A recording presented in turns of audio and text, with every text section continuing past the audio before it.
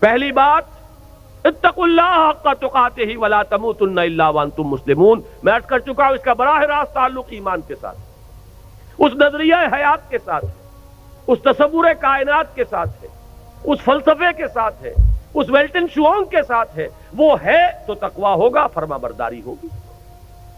اب جو یہ جیسے میں مثال دیا کرتا ہوں کہ ایک فصیل ہے اینٹوں سے بنی ہے، فصیل کی قوت کا دار و مدار، استحکام کا دار و مدار دو چیزوں پر ہے. ہر اینٹ پکی ہو، پختہ ہو، کچی اینٹ نہ کہیں لگ گئی ہو. جہاں کچی اینٹ لگے گی وہیں اندیشے کی جگہ بن گئی. پوٹینشیل ڈینجر کا مقام ہے، پوٹینشیل ویکنس ہے. پھر یہ کہ ان کو جوڑنے والا مسالہ وہ مضبوط ہو، سیمنٹ سبسٹنس، چونا ہے، گارا ہے، سیمنٹ ہے، مضبوط ہو، مارٹر مضبوط ہو. تو ایک تو ہے ایک ایک فصیل، ایک ایک بردہ مومن. اتقوا اللہ حق تقاتہ ولا تموتن الا وانتم مسلمون. اب ان کو جوڑنا ہے. جوڑے گی کیا چیز؟ جو فکر میں ہم آہنگی پیدا کرے. وہ چیز واعتصموا بحبل اللہ جميعا ولا تفرقوا. اللہ کی رسی کو مضبوطی کے ساتھ مل جل کر تھام لو، اس سے چمٹ جاؤ، تفرقے میں نہ پڑو. یہ قرآن ہے جو جوڑے گا. بہت ہی عمدہ الفاظ میں علامہ اقبال نے کہا ہے، ماں ہما خاکو دلے آگاہ اوست از یک آئینی مسلمان زندہ است. دونوں اشعار سن لیجئے. مسلمان کی زندگی جو ہے ایک آئین کے بدولت ہے. پیکر ملت ز قرآن زندہ ہست.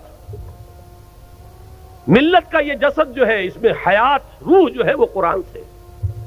ماں ہما خاکو دلے آگاہ اوست اعتصامش کن کہ حبل اللہ اوست. ہم تو خاک کے مانندے، جیسے جسد خاکی ہے اس میں روح ہے جو حیات کا ذریعہ ہے، تو در حقیقت ماں ہما خاکو دلے آگاہ اوست اعتصامش کن. جسد ملی کے اندر وہی مقام جو ہے قرآن کا ہے. مضبوطی سے تھامو حبل اللہ. یہی ابھی گزشتہ بدھ کو جو میرا مضمون چھپا تھا، جو الہدا ہی کے سلسلے کی اقساط آ رہی ہیں جنگ میں، شاید نظر سے گزری ہو، وہ اسی موضوع پر تھی، واعتصموا بحبل اللہ جميعا ولا تفرقوا. اس کو مضبوطی سے تھامیں گے، اس سے جڑیں گے، اس سے فکری ہم آہنگی پیدا ہوگی، اس کے ساتھ اتحاد فکر و نظر وجود میں آئے گا. یہ ہے وہ مارٹر، یہ ہے جوڑنے والی شے. جیسا کہ فرمایا ہے حضور صلی اللہ علیہ وسلم نے، القرآن حبل اللہ الممدود من السماء الى الارض. آسمان سے زمین تک تنی ہوئی رسی ہے اللہ کی. مضبوطی سے تھامو اس. ایک دفعہ کا واقعہ بڑا پیارا ہے. حضور اپنے حجرے سے باہر تشریف لائے. مسجد نبوی کا نقشہ ذرا ذہن میں رکھیے. حجرے سے باہر تشریف لائے تو دیکھا ایک کونے میں کچھ مسلمان، کچھ اہل ایمان بیٹھے ہوئے قرآن کا مذاکرہ کر رہے ہیں، سمجھا رہے ہیں. چہرے پر بشاشت کے آثار ظاہر ہوئے. یہ معجم کبیر طبرانی کی جو ہے اس کی روایت ہے. آپ تشریف لائے، ایک سوال کیا بڑا عجیب، بلکہ اس سوال کو تو یوں سمجھ کر سنیے کہ جیسے کہ حضور یہ سوال مجھ سے اور آپ سے بھی کر رہے ہیں. الستم تشہدون اللہ الہ الا اللہ وانی رسول اللہ وان ھذا القرآن جاء من عند اللہ. کیا تم اس بات کی گواہی نہیں دیتے کہ اللہ کے سوا کوئی معبود نہیں، میں اللہ کا رسول ہوں اور یہ قرآن اللہ کے پاس سے آیا ہے؟ صحابہ کا جواب کیا ہو سکتا تھا؟ بلا یا رسول اللہ. حضور کیوں نہیں، بالکل ہے، ایسا ہی ہے. اب آپ نے فرمایا فابشروا، بشارت حاصل کرو، خوشیاں مناؤ. فإن هذا القرآن طرفه بأيديكم وطرفه بيد الله. اس لیے کہ اس قرآن کا ایک سرا تمہارے ہاتھ میں ہے، ایک سرا اللہ کے ہاتھ میں. یہ ہے وہ قرآن، وہ حبل اللہ. واعتصموا بحبل اللہ جميعا ولا تفرقوا. اس کے بعد وہ تاریخ کا حوالہ دیا، واذکروا نعمت اللہ علیکم اذ کنتم اعداء فألف بین قلوبکم. یاد کرو احسان جو اللہ کا تم پر ہوا جبکہ تم دشمن سے، ایک دوسرے کے خون کے پیاسے تھے. اوس اور خزرج کی دشمنی چلی آ رہی تھی 100 برس سے، قبیلے لڑ رہے تھے. پھر اللہ تعالیٰ نے تمہارے دلوں میں الفت پیدا کی، ایمان کی الفت، مقصد کی ہم آہنگی، نظریات کا اشتراک. وَكُنْتُمْ عَلَى شَفَا حُفْرَةٍ مِّنَ النَّارِ. جب بھی ان الفاظ سے گزرتا ہوں ایسے محسوس ہوتا ہے جیسے ایک حدیث میں الفاظ آئے فیہ ذکرکم. یہ جو قرآن ہے اس میں تمہارا ذکر ہے، اور بلکہ اس سے پہلے الفاظ ہیں فیہ خبر ما قبلکم ونبأ ما بعدکم وحکم ما بینکم۔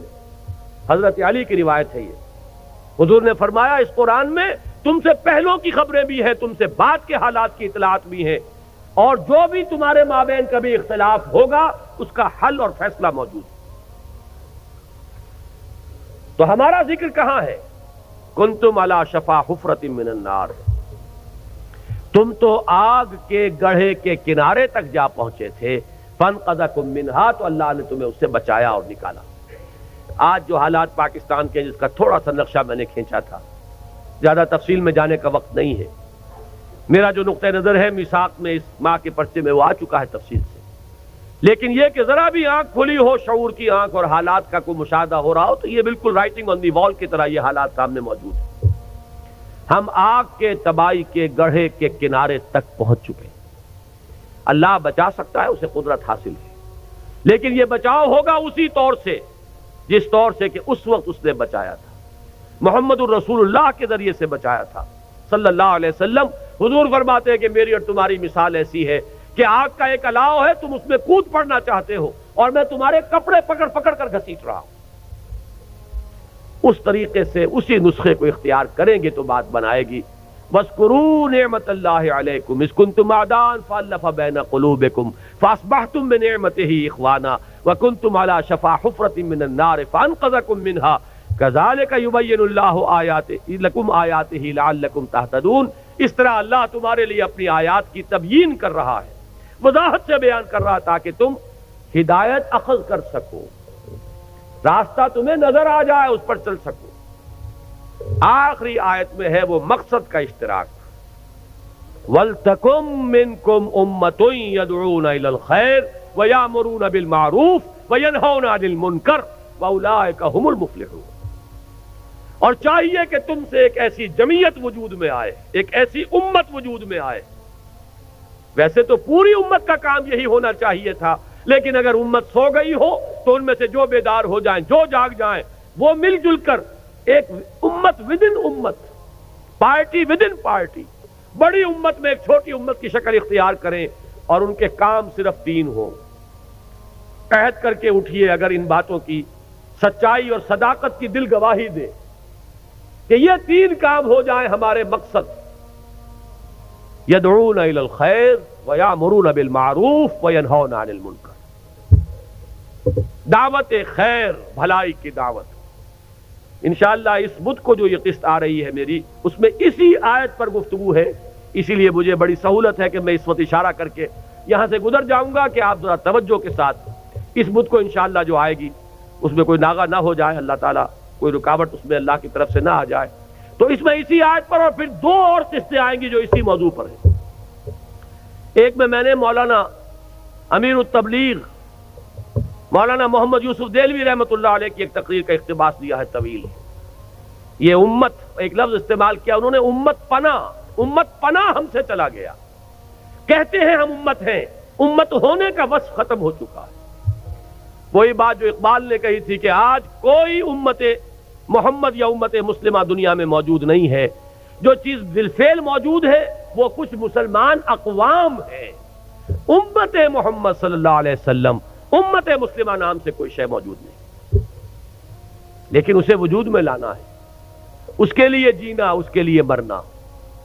قل ان صلاتي ونسكي ومحياي ومماتي لله رب العالمین، یہ ہو مقصد عمل کے لیے، یہ ہو ہدف، اپنی صلاحیتوں کے صرف کے لیے یہ ہو میدان۔ دکھائیے جولانیاں اس میں، آئیے مل جل کر ایک امت بنیے، ایک اجتماعی قوت بنیے۔ اللہ کرے گا تو یہی قوت، اسی کو وسعت حاصل ہوگی، اسی سے وحدت ملے گی، اسی سے اتحاد ہوگا، اور یہ ہوگی وہ شے کہ جس کی اس وقت ہمیں سب سے زیادہ شدید ضرورت ہے۔